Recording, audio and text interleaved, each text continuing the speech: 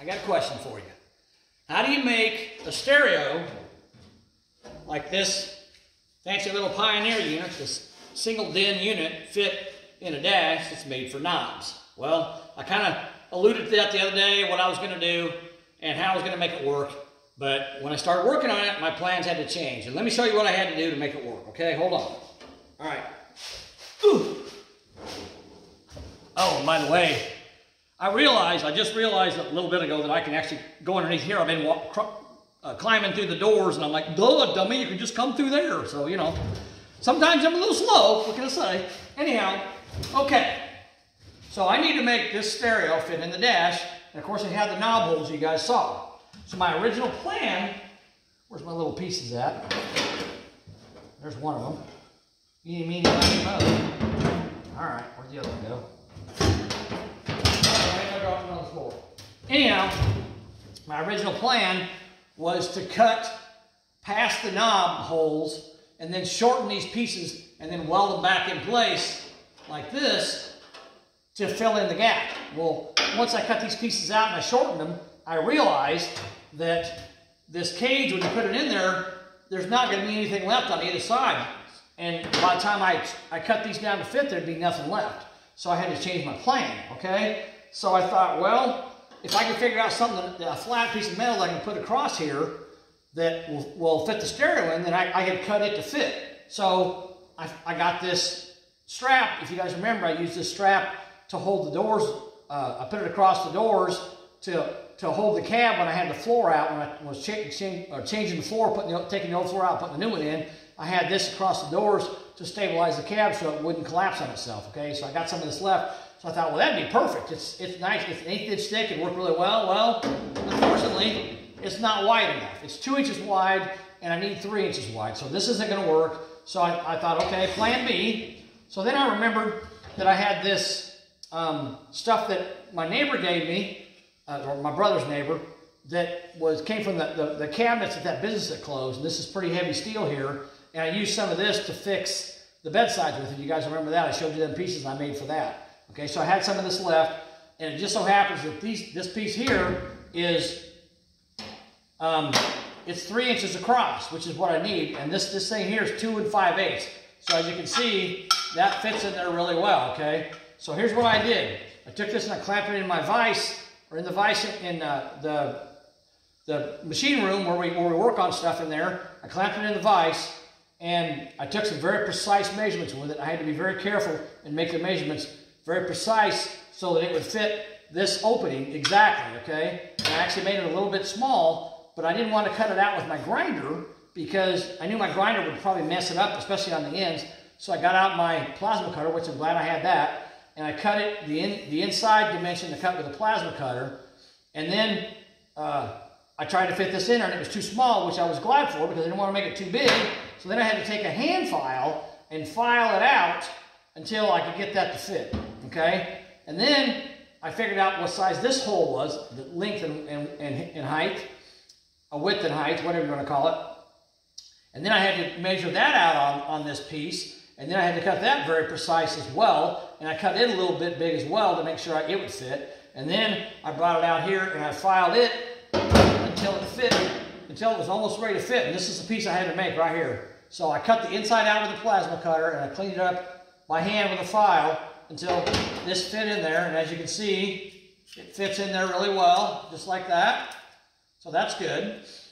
And then I brought it out here and put it in place, and it was a little bit too big, so I continued to file it on the outside with the file. What I did is I took the file, I clamped it in the vise, and I took the file and I run it the whole length of it like this, so it would square it up. And I did that on both sides, squared it up so it was nice and square. And then I put it back in here, and it fit pretty well, except if you remember, the original radio opening on this thing has a ledge all the way around it, a lip all the way around it. And so there's a lip on the bottom, there's a lip on the sides, there's a lip on the top. Well, the top lip was getting in my way, so then I had to take an electric grinder and I had to get in there very carefully and very slowly and grind that lip off without damaging the dash, and that took a while. And then once I got that cleared up, Now I can take this piece and I can put it in here and set it in place. And as you can see, it fits flush on top, it's flush on the bottom. It fits very well. Now the problem I have is these openings here. I got to fix that because this is flat and they're curved. So what I'm gonna do is when I weld this in, I'm gonna have to weld it in very slowly because it's so thin that if I put too much heat in it, I'm gonna warp it. So I think what I'm gonna do is I'm gonna get a wet rag and I'm gonna put a weld on, and then I'm gonna take a wet rag and cool the weld off with a rag, and then do the next one. And I'm gonna keep doing that until I've welded it all the way around. That way I don't have to worry about it warping on me. Okay. Now what am I gonna do with these side pieces? Well, I'm not sure. One idea I came up with was to take a pin punch, and once I get this welded in all the way around, I can weld it down the sides a little bit, probably a ½ inch on each side I can weld it. But then here in the center, if I took a pin punch and I tapped on it on the very edge here and kind of bent it inward, then it would have kind of a downward slope into this piece. I could do that. Another thing I could do is I could take this piece that I cut out of it and I could put it inside here and butt it up. Well, my hand doesn't bend that way. Put it inside here. Yeah. Okay, I can put it inside like that on the inside and butt it up against the metal, but weld it on the inside and fill in the gap that way. I could do that as well. And I may do that. I don't know. I haven't decided yet. But those are the two options I have. But once I get this welded in, then I'll figure that stuff out when I get to it. But I've got these pieces. I can weld them on the inside, you know, where you can't see them. And so that'll look really good. Now, I originally had a double-din stereo for this thing. It's a really nice unit, and Bo liked it, so we got it. And I was trying to figure out how I could put it in this dash, and you know, it wouldn't fit up here where this one fits, and it would fit here, but I didn't want to put it here, and I'll tell you why in a minute. So the other options I had was to either put it under the dash, underneath the glove box, which would be in the way of the passenger, or under the dash here, which I don't think would look very good. Plus, it would get in the way of a shifter, because we're talking about putting a 4-shifter. We're going to column shift or 4-shift. I don't know which one. I got to talk to Bo about that. But down here, I don't think it looked very good. I wanted to keep it up here where it was, you know, very easily visible. And the cool thing about up here is when it's sitting in there, it's going to be tilted at an angle like that. So it's going to be very easy to see it with sitting in the driver's seat. You know, whoever's driving the truck, you can see it very easily. And, you know, mess with the knobs, do whatever. And the cool thing about this stereo is it's Bluetooth, and it also has like Spotify and Sirius FM or whatever, Sirius XM, whatever that is, I don't know, all this stuff. And you download an app on your phone, and you connect to this by Bluetooth with your phone, and then you can play music through your phone. And you can actually, if you have music saved on your phone, you can actually play the music on your phone through the stereo. So you don't even, just like a Bluetooth speaker at, you know, at your house. So that's really cool. I like this. It's a really nice stereo. So that's what's going to go in there. But the reason I didn't want to put a stereo in here is because this truck originally had a speaker here. Okay, it had an AM radio here, just an AM, you know, plain old AM radio. It had one single speaker here. Okay, and of course it's long gone. It's falling apart, probably in you know, a pop can by now or something. Who knows? Well, it's not a pop can. Pop cans are aluminum. So I don't know. Well, it's something else. It's probably been melted down into something else. So it's gone. So what am I going to do here to put a speaker in? Well, there's a really cool cover that goes here that covers the speaker, the original speaker was. And then there's an ashtray here and a glove box here. They all have these serrated edges, and all this ties together. And there's a piece of trim that goes across here and across here that matches the glove box as well. So all that, I wanted to tie all that in together and leave that in the truck. I thought that'd be cool because it's original parts.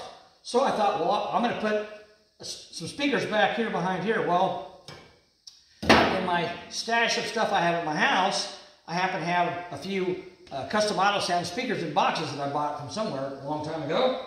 And so I brought a few of them with me because I thought I might need them in this thing, and I'm glad I did. So I bought this one. This is a speaker that goes in the dash of like a 70, 72 Chevy truck, and it sits in the dash, and there's a single speaker here, but this replaces it with a pair of, you know, dual speakers. So that's, I thought about putting that in there, but as you can see, it's too big. It's not really going to fit in there very well. It's going to look kind of funny, and I'm afraid it would interfere with me trying to put the radio in there. So it's too big. It's not going to work. So then I brought some littler speakers, and these little speakers also go in the dash, but they're a stereo speaker. They go in the dash like if the speakers are on each end. So they go there, and they have these little mounting brackets on them. So I thought what I'm going to do is mount them either like this in there, or maybe turn the brackets downward and mount the brackets underneath like that. But as you can see, they fit in that opening really well. And they're going to look, they're going to be behind that grill, so you're not even going to see them. It's going to be really cool. These are just a dual cone speaker, but I'm also going to have, I've got the 6x9s in the back that I showed you guys the speaker mounts that I bought off eBay for those. So I'm going to have 6x9s in the back, but I'm also going to have some 4-inch speakers in the doors. So I'm going to hook these in the 4-inch speakers to the front, and then the 6x9s to the back. And I think what I'm going to try to do is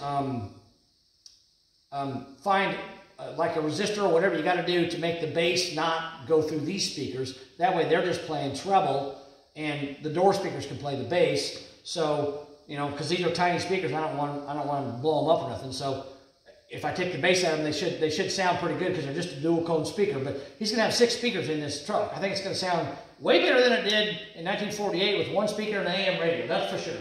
So I'm looking forward to doing that. So. But I got to figure that out. I got to get all these pieces of trim that go here, the speaker grill, the ashtray, the glove box door, and all this stuff. And there's, like I said, there's stainless steel trim that goes, one goes here, it says Chevrolet on it, and there's another piece down here that goes there. I got to put all that on here. I got to find it and put it on here. And then I got to put the stereo in, and then I got to figure out how I'm going to put the speakers on.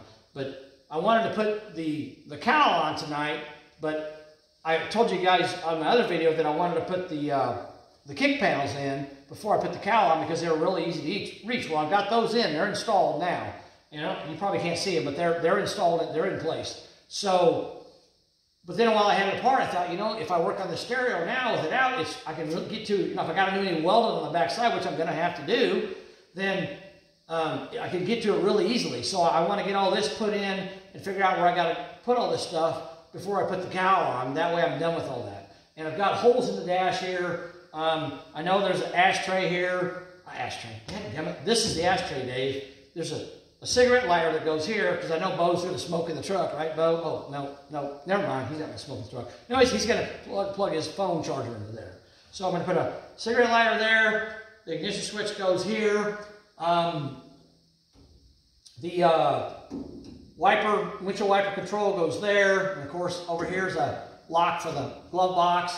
And then over here on this side, you can't see it, but there's well, maybe you can, I don't know. There's a headlight switch hole there. So I got to figure out which of these holes I'm going to use, and if there's any of them I'm not going to use, then I got to weld them up as well. There's a few holes on the bottom side here, but I'm not really worried about them because you can't even see them when you're sitting in the truck. So I'm not going to worry too much about them. But I think most of these holes I'm going to use. So anyhow, I got to figure all that out and get the stereo put in before I start messing with these speakers, because I got to know how much room I'm going to have and figure out my bracket tray and how I'm going to do all that. So I got to figure all that out. But that's what it takes to do this. Dadgummit, where'd my piece go? There it is. So this little piece here, to make this, took me about 2.5 hours to make this, because they don't make anything to put this kind of stereo in this dash. So you have to make it yourself. So again, I made that little piece, and once I weld that in there, it fits flush, so I'm going to be able to weld it flush on the top and the bottom, and then when I get the sides figured out, I'll take and grind that down. Of course, the body man, he may have to smear a little bit of body filler in the imperfections, or the weld wherever it's not flat. But once he sands it and paints this dash, that'll look like it was factory. It'll look original, So it'll look really nice, and I think Bo will be happy with it. So I'm really excited about getting this in and seeing what it looks like. And once I get all this in, I get the speakers put in, then I'll make another video and show you guys how it turned out, okay? So that's what you got to do to put a single-din stereo in here. It's a kind of a pain in the butt, but I'm trying to do this right. I want it to look really good for Bo. So we're moving forward with it. This took me longer than I thought it would, but in the end, it's gonna look fantastic. I'm excited about it. All right, guys, so that's it for now. I don't know anything else to tell you. I'm just going to keep working on this thing, and once I get all this put in, I'll make a video of that, and then we're going to start putting the cowl back in too, so I got to do that. So the cab is almost done, almost ready to go to the paint shop. So, all right, guys, I appreciate you watching, and I hope you learned something from me tonight. I hope this helps you. It's like 1 o'clock in the morning, but I got to go to bed a little earlier tonight because, oh yeah, I got a hood delivered, and the people who delivered it, they dropped it off the truck and bent it to pieces, and it's tweaked. And I didn't notice it when I first got it, but the other day I was moving it around the shop, and I noticed that it was bent, and I got to looking at it, and it's got a real heavy bracket on one side, or that goes across the back of the hood, and on one side that bracket was bent in, and it's almost impossible to try to straighten it back out because it's where the body line lines up with the fender. So I called them up and said, look, these hoods are expensive. You got to send me a hood that's not damaged because I'm not going to accept a hood that's damaged. So I asked them to package it a little better, and they acted like they didn't want to mess with that. So I don't know. I'm going to get another one tomorrow, or today actually. I'm going to get another hood today. We'll see how it happens, or how it looks when it arrives here. Hopefully it'll look better than the last one did. But I need to go to bed because I don't know what time they're going to be here, and I want to try to be awake when they get here because I'm definitely not going to accept that hood without looking at it. So that's where I'm at with that. All right, guys. I appreciate you watching.